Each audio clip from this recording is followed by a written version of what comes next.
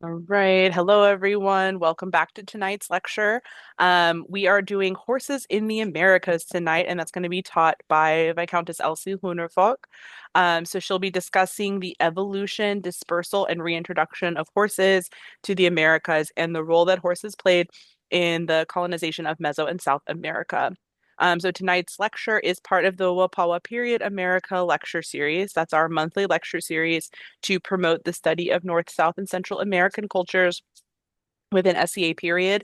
This lecture is a continuation of the Wapawa New World Symposium events that we started during the pandemic. Over our lifetime, we've been able to host 40 different instructors, more than 700 students from every kingdom in the known world, and we're continuing to try and do that work every month.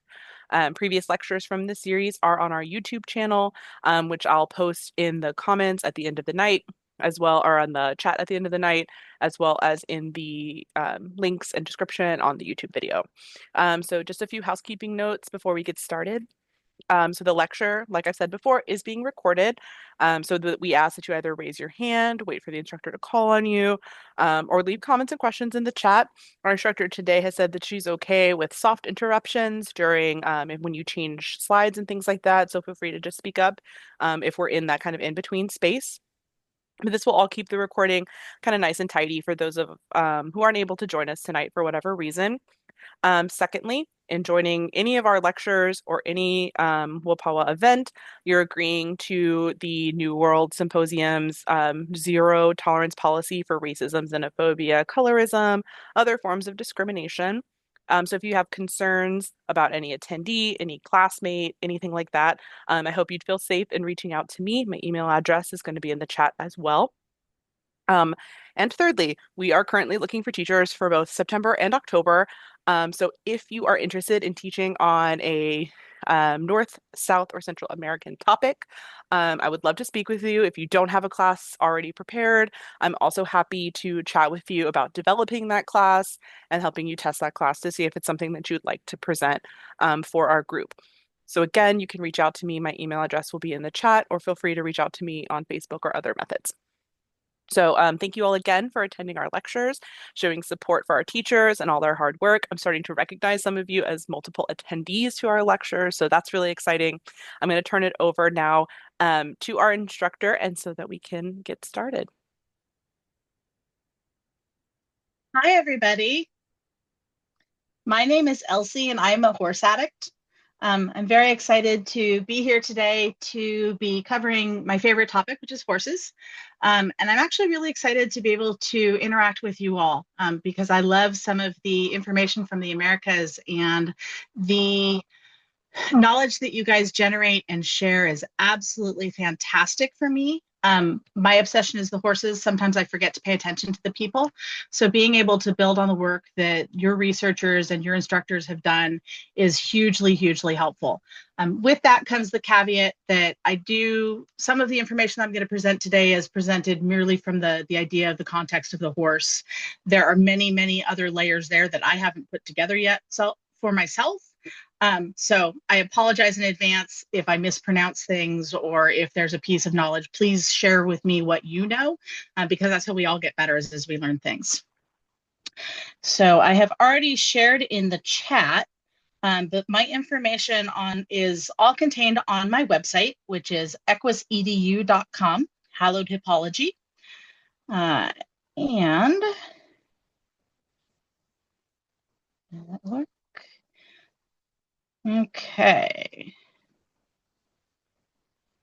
Okay, so there is a Horses of the Americas page on the Hallowed Hippology website. It's linked to the home screen, and actually it'll be buried in a few other places in here. But this is our class outline for tonight. For anyone who is not already aware, horses initially evolved in the Americas, particularly in the Great Plains of what are the United States.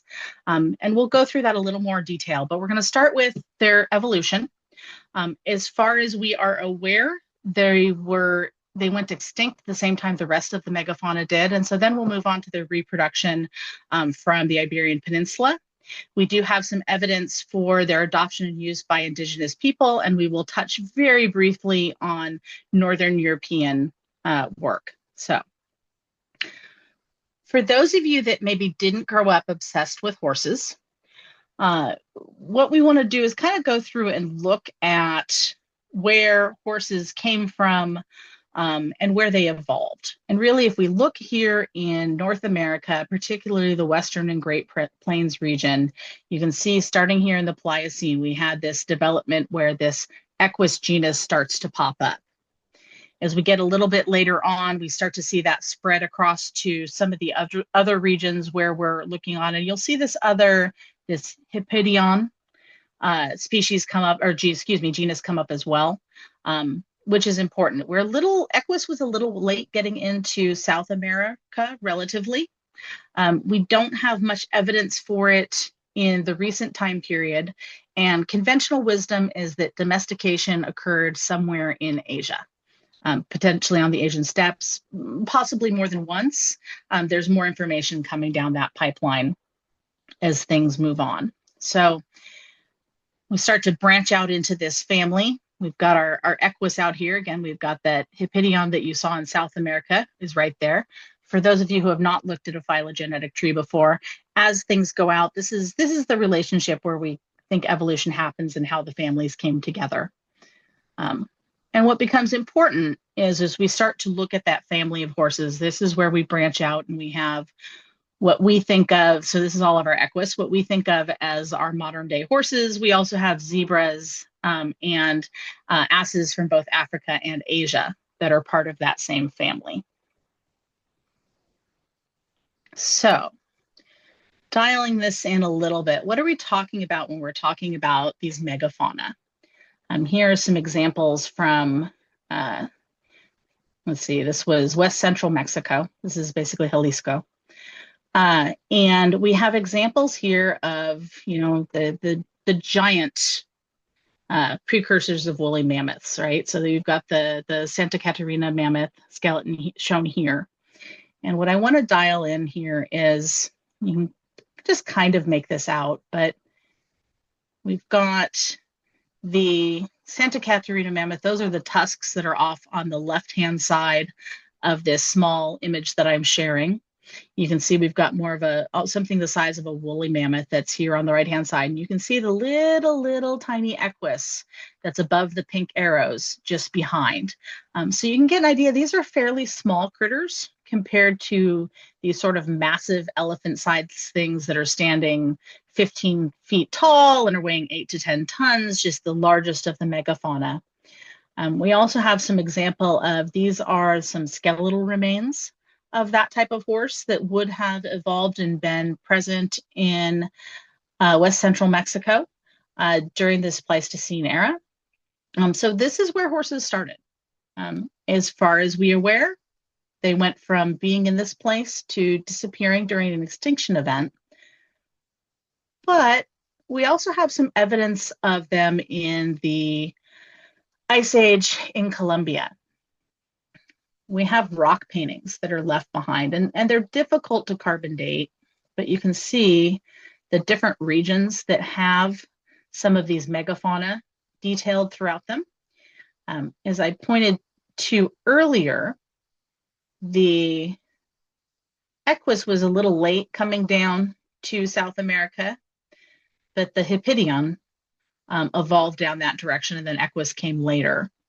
And so these are those examples from the La Lindosa caves. You have to turn up your imaginoscope a little bit here, but you can start to see where with that top image, that cave painting is a horse, or at least something that looks like the beginnings of a horse. Maybe it doesn't look like what we think of as modern horses, but for those who are familiar with the Przewalski horses that we find in Asia, this is what a Przewalski horse looks like. So I'm going to go ahead and go from there. I'm going to scroll back up and take a peek at that cave painting again, now that you've got a little bit different frame of reference. So we can start to make that out, make out that artist's rendition of what they think they're seeing in that cave painting. And again, this starts to maybe look a little more like the initial wild horses that would have traveled across the land bridge and made it to Asia before they were domesticated from that region. Do we have any? So now that we've got our background on our wild horses, our megafauna, do we have any questions from anybody before I move on to domestication and the reintroduction?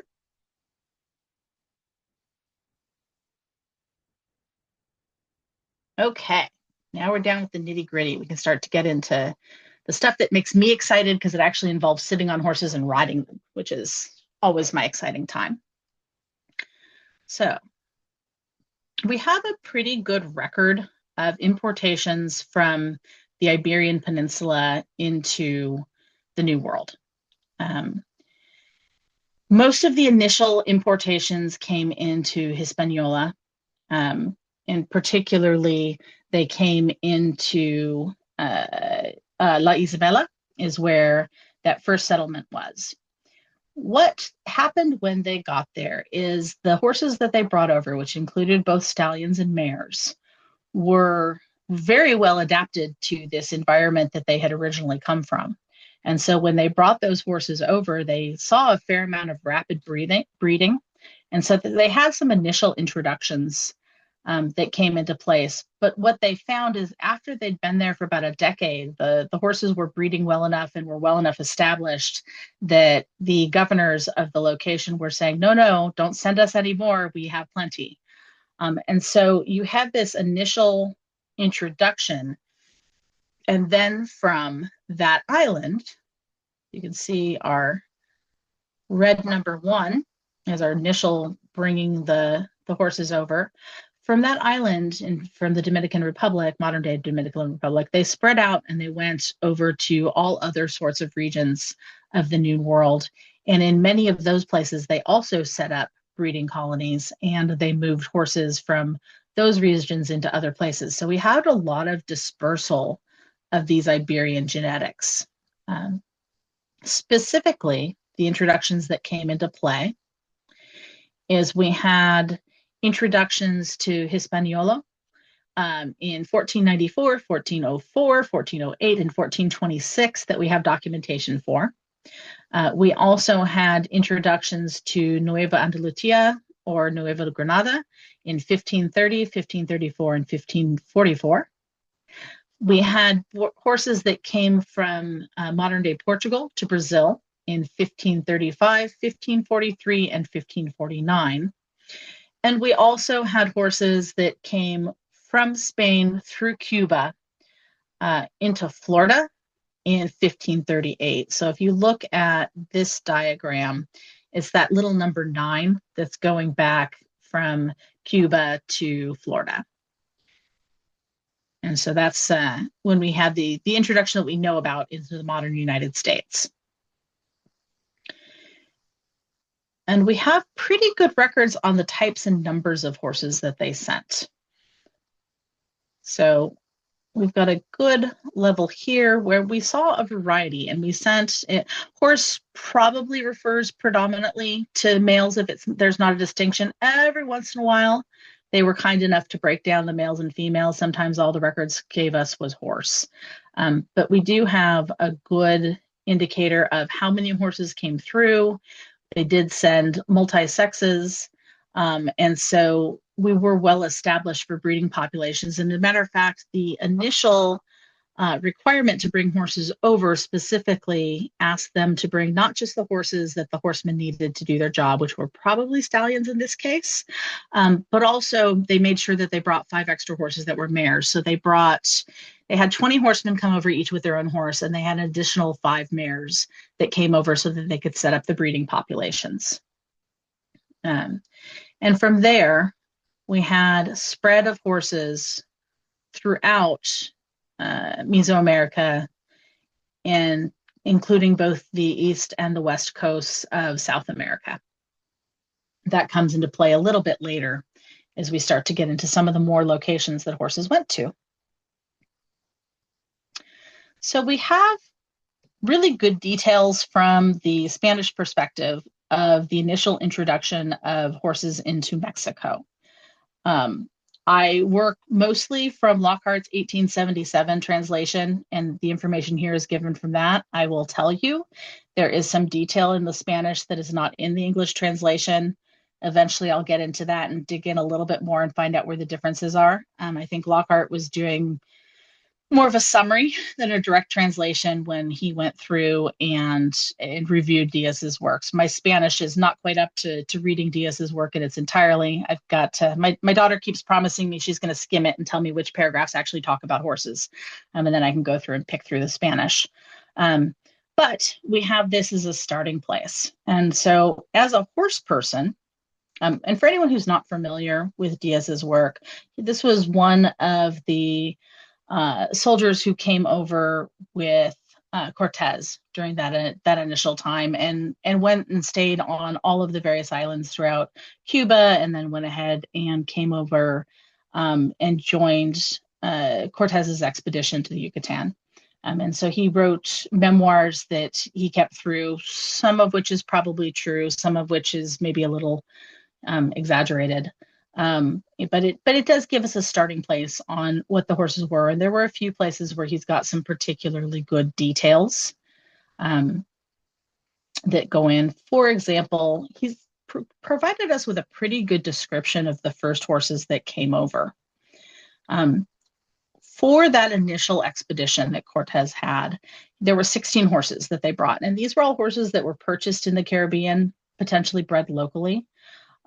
What I found interesting when we look at the way horses were used in a lot of European cultures, particularly in a lot of the Iberian horsemanship manuals, they do talk about the soldiers seem to use mostly stallions. In this particular case, they had a mixture of mares and stallions.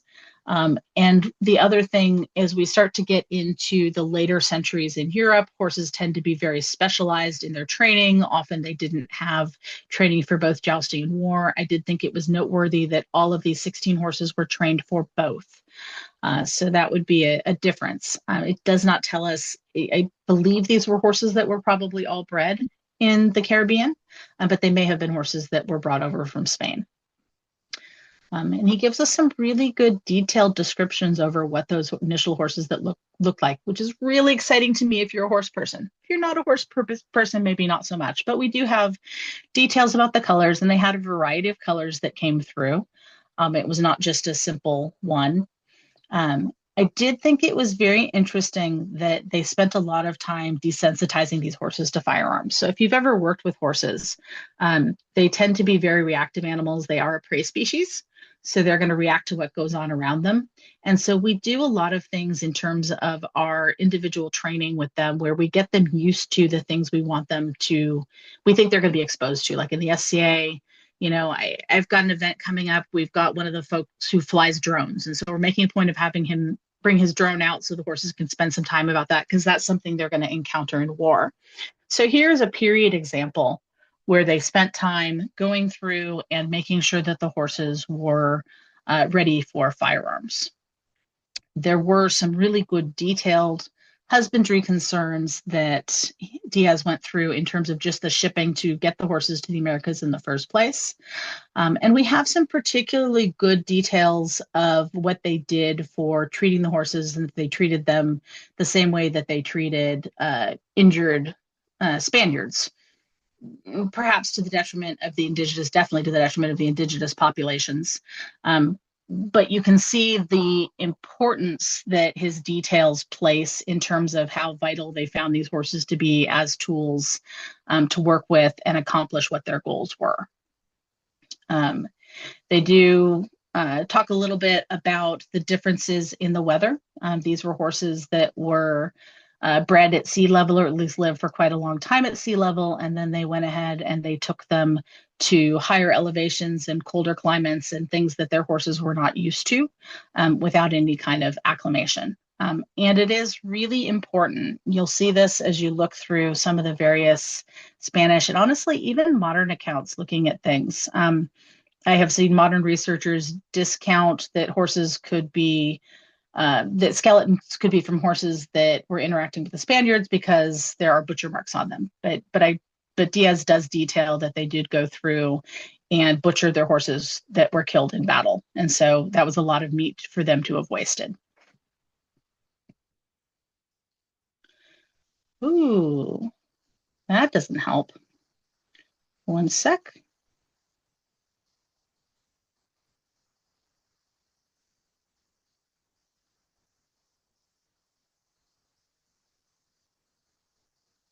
Just when I thought I had everything done, I hit the wrong button. Okay.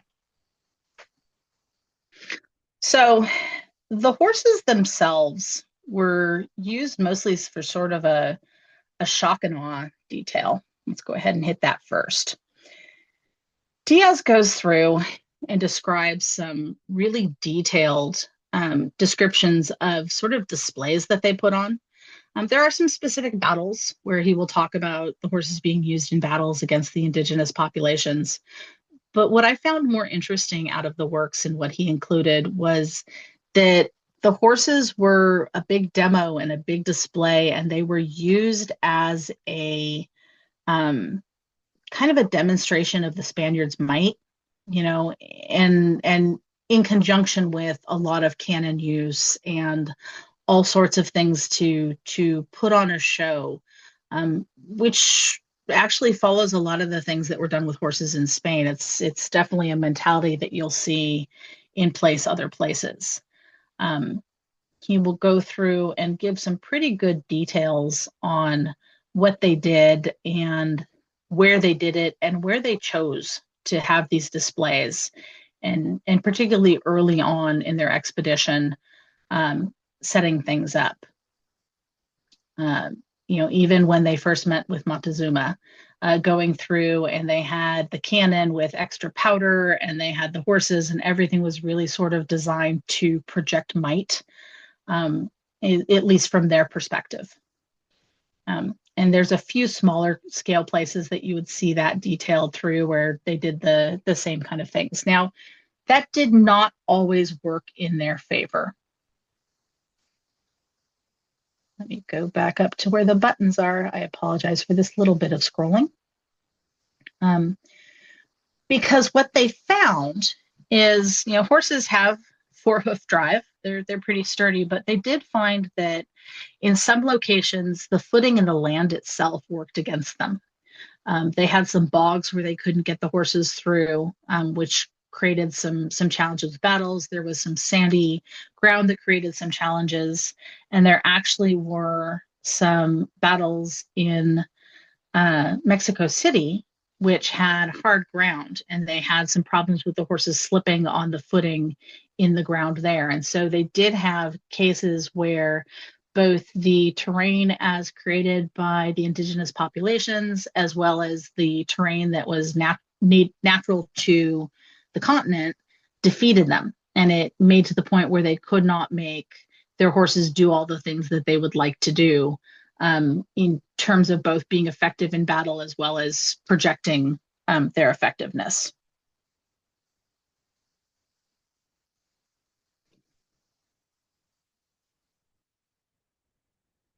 So the Spaniards, at least, gave their horses and their guns a lot of credit for their successes.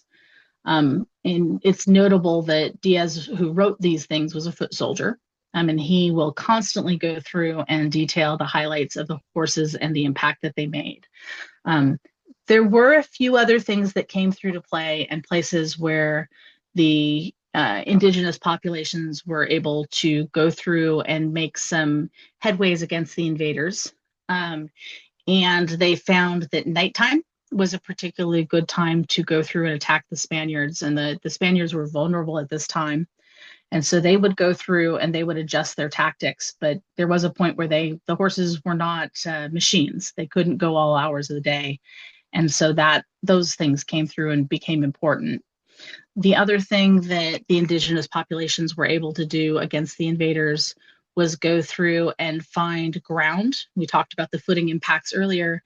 They began to pick where the battles would happen so that the horses did not have as used to as good of grounds as they could. They also found that there were some indigenous weapons that worked particularly well even against mounted soldiers.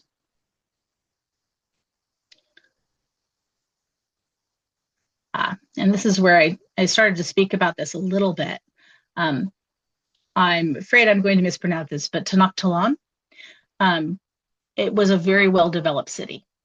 And it had roads that were not easy for the horses to pass on. The Mexica had particular advantages when it came to urban warfare. The horses and the way that they were used was not well designed to that. The canals cut off what the Spaniards would have liked to use as escape routes. The horses were not able to defeat the canals, and so they had lots of narrow pockets where they're working and places where they could not easily use the tactics that worked for them fairly well in more open ground and the type of places they were used to fighting in the Iberian Peninsula and potentially even northern Africa at that time. There also were several of the indigenous weapons that were really, really useful against mounted warriors. And in fact, Cortez took advantage of some of those weapons that his indigenous allies had been using, and he did change the heads from flint to metal.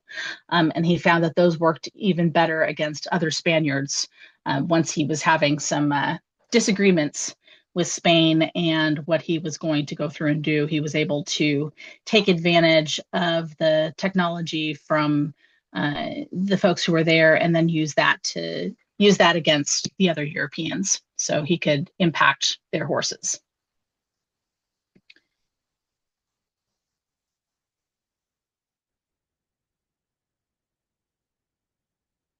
Okay. That should get us back to here. Okay. So if we go back, do we have any questions on horse use in by Cortez's expedition?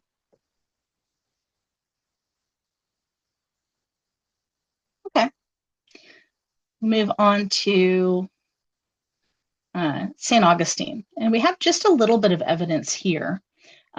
This particular jawbone is in the museum that's in modern day St. Augustine. It's in their Historical Society Museum. I was kind of excited when I saw it, and they date it to 1500 to 1525. They have it labeled as either cow or horse. I will bring you guys some examples. Here on the left, we have a horse skull, and here on the right, we have a cow skull. So I see some pretty decent differences between those two. I'm going to scroll back up. And so there is our extant jawbone. I'm pretty convinced that looks like a horse jawbone to me. You can decide which it is that you want to do, but this does actually give us some evidence of horses being in those lands in that area at that time, and that this was something that had butcher marks with it. So again, this was another one of those cases where it was part of the domestic diet, which fits. If you look at the fort that was around at that time, there were a lot of places to graze in and around it.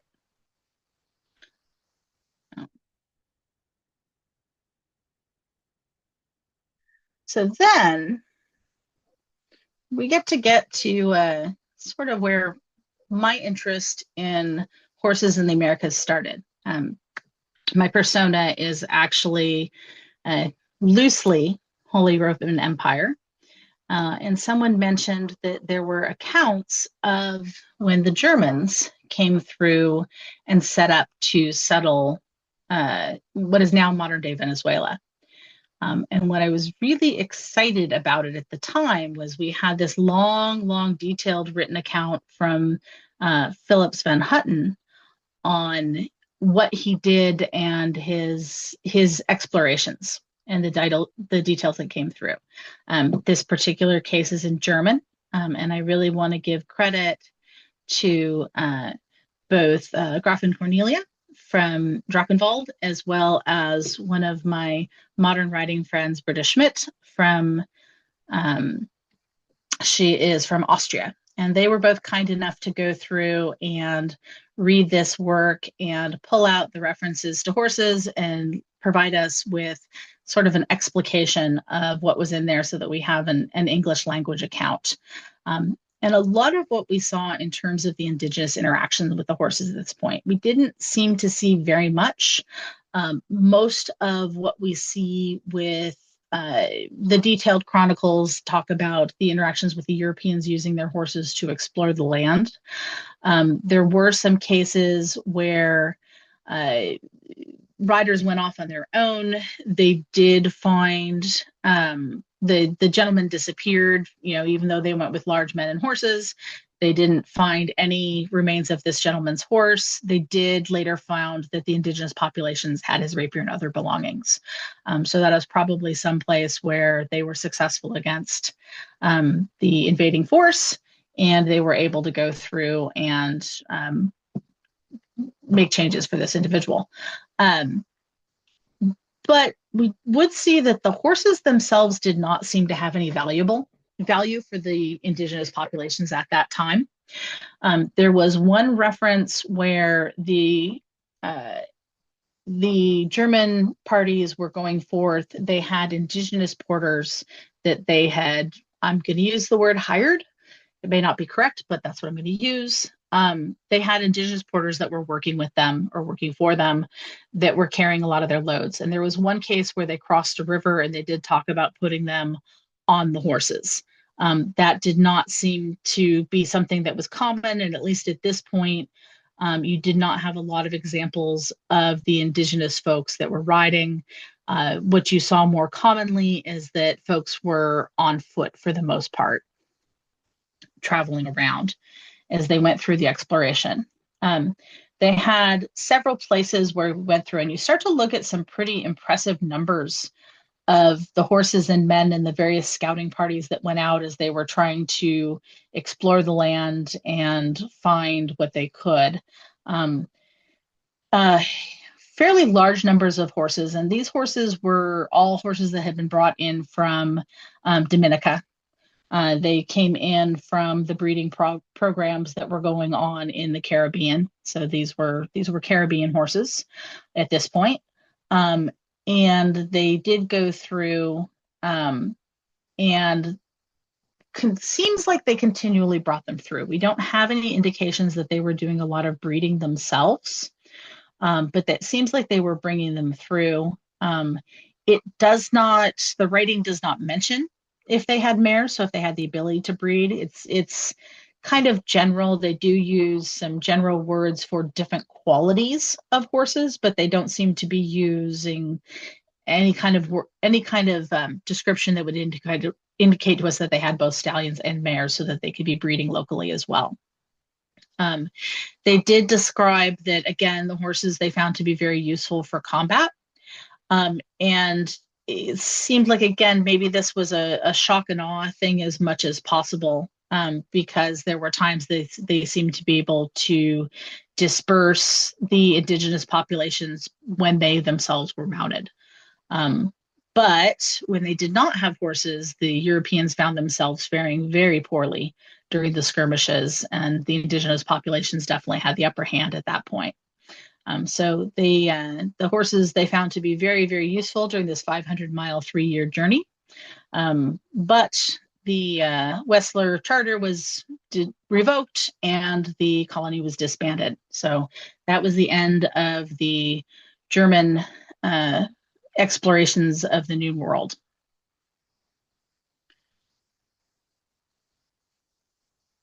So now we get into a little more of the sort of the beginning of the blending of the use of horses by our indigenous populations. So at this point, the horses are in place. They've been brought over by Europeans. This was a case where when Mendoza left Argentina in 1537, he reportedly released 7 to 12 horses when they left Buenos Aires. And when later Europeans found themselves on the Pampas, they reported these massive populations of horses that were there, to the point where the parties that were seeing that were so convinced that horses had just always been in the Americas. These populations must be native to the area. And so that was one question where, okay, had horses always been there or had they left? The math doesn't particularly math on this one. And I'm going to go ahead and pull this as just kind of a chance to work out. So if we give it the best case scenario, and we think that, okay, let's say that he left behind 11 horses, or left behind 12 horses. 11 of them were mares of an appropriate young breeding age. The other was a stallion who was perfectly fertile. We let them breed as long as we could. And I skew this towards the bears because we know in managing managing modern wild horse populations, female fertility drives most of the population growth, because it only takes one male, but every female can put out a foal roughly every year.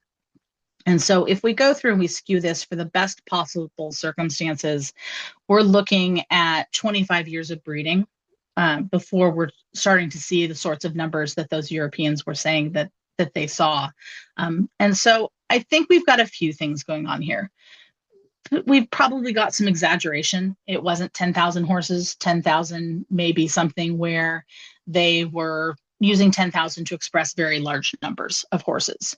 The other thing that comes into this population is it doesn't account for all of the importation that was happening along the Pacific edge of South America, and the ability of those horses who are now being put onto high grasslands, very much like the environment in which they evolved, very much like the environment in which they were domesticated, with massive amounts of vegetation, and being able to go through and have good growth and good expansion.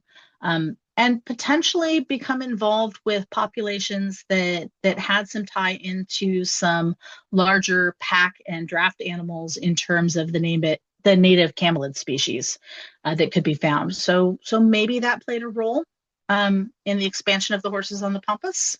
I think for now, this is one of those areas that is definitely still a work in progress, as I'm able to drag out more information and get a feel for other places that horses could have been involved and could have interacted.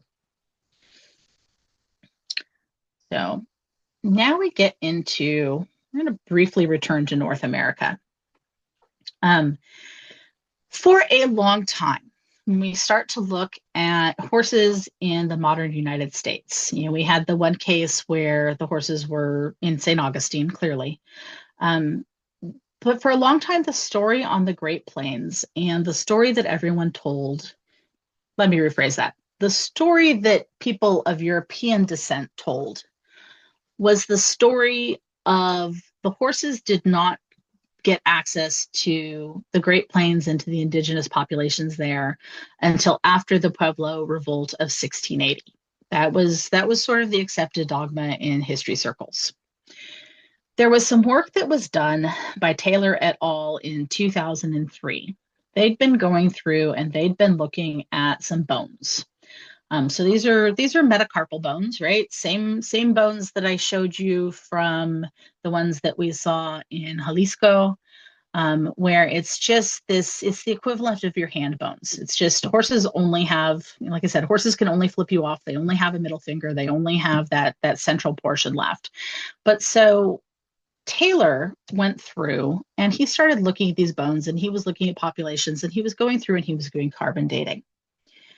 Secondary to his work, and this has always been the other side of the perspective of where are the horses and where did they come from, and how did we get them there, and how did indigenous populations get them? The Lakota people had a very strong oral tradition that included horses, and included horses independent of their contact with the Spaniards. I think in some levels, some of the stories, or maybe all the stories, include that the horses have always been, and they are a great spirit, and they're one spirit with the people, and basically that they never left is one explanation. And for a long time, there was no evidence of the horses being around independent of the Spaniards coming in. But what Taylor found when he went through and he carbon dated these is he found a few bones from the collection that he was working from that predated that 1680 date that had prior been kind of our prior dogma on the horses being there. We've got kind of a gray area for this Black's Horse Wyoming's case, but for these other three bones that he looked at in these other three horses, the carbon dating showed that they were clearly there before 1680. We've got a little bit of overlap on this one New Mexico case that they could have been there prior to Spaniards bringing horses from Spain back to North America. But also, it's a wide enough range that it does not completely definitively um, say that, yes, they were here before. It also overlaps with the time period where we know that there were modern domesticated horses that came from the Spaniards. Um, Give you guys an idea what kind of an area that we're talking about. So here's the cases where we could have found horses in 1600, and then the more expanded date of 1640. Again, both of these examples are before the Spaniards had large presences in the area. So the areas that they came from with these samples, these were places that were not where we saw Europeans, not until much, much later. These were places where the bones that they found were very much tied to the indigenous populations. And again, these were very populated areas during these time periods.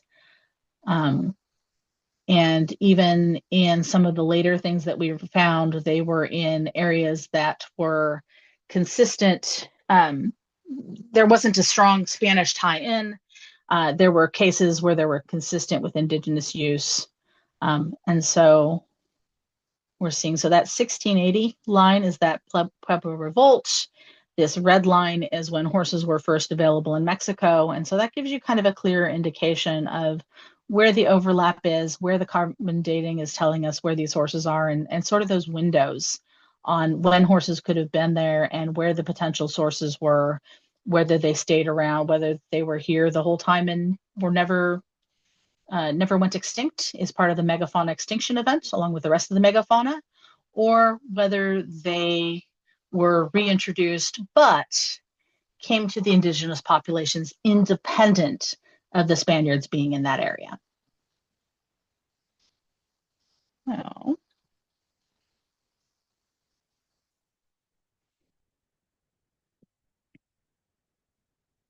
And this is probably one of my favorite stories from the written record that we have from the Spaniards. Pato is, horseball is the national game of Argentina at this point, national sport of Argentina.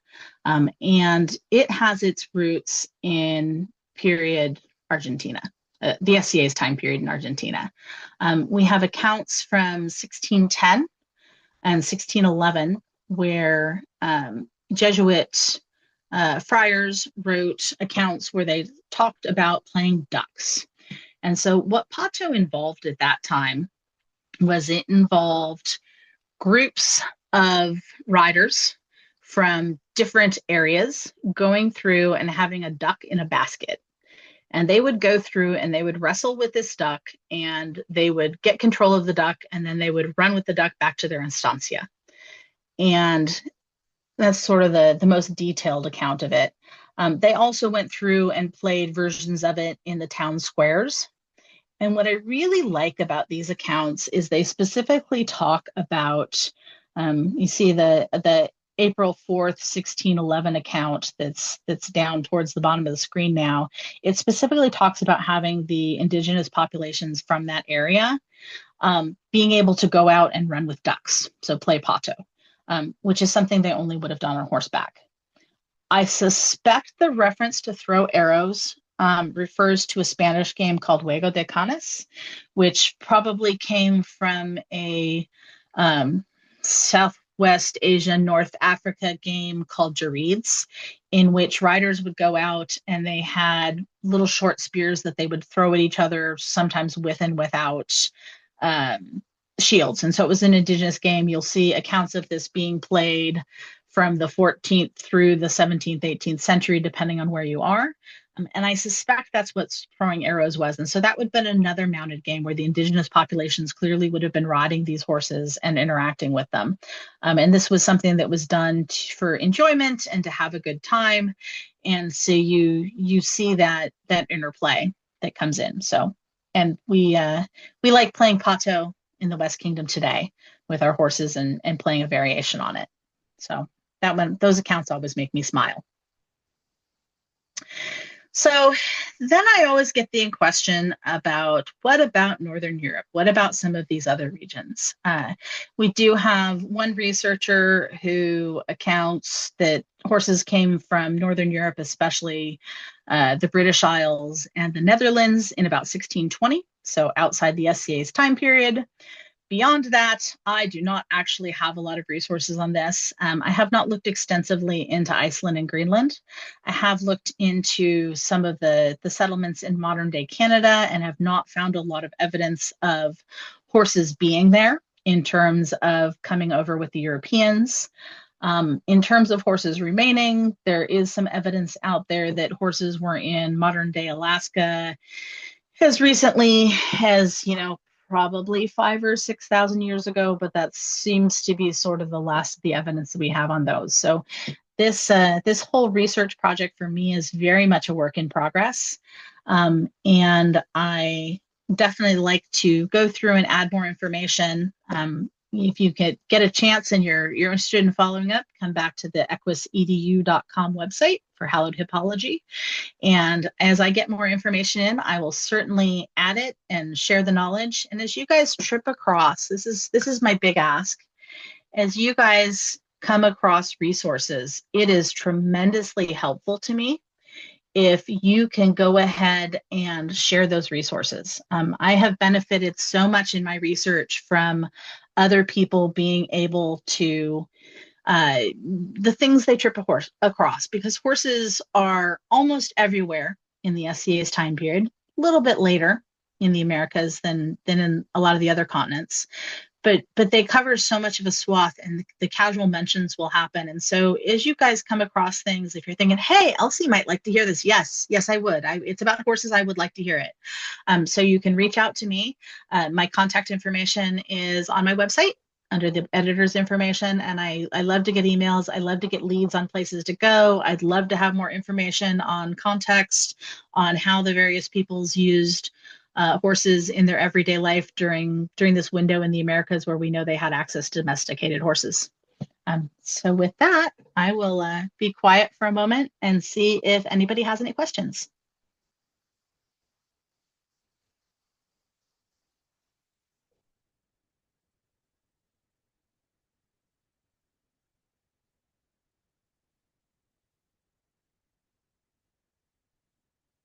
Anything in the chat? I think we're good.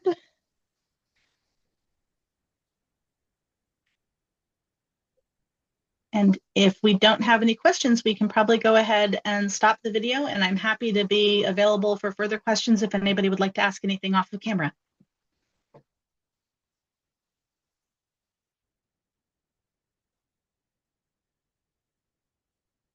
Hey, thank you so much for that wonderful class. I am going to just speak very quickly, let you guys know again, for those of you who came in late, that we are still trying to recruit teachers for September and October.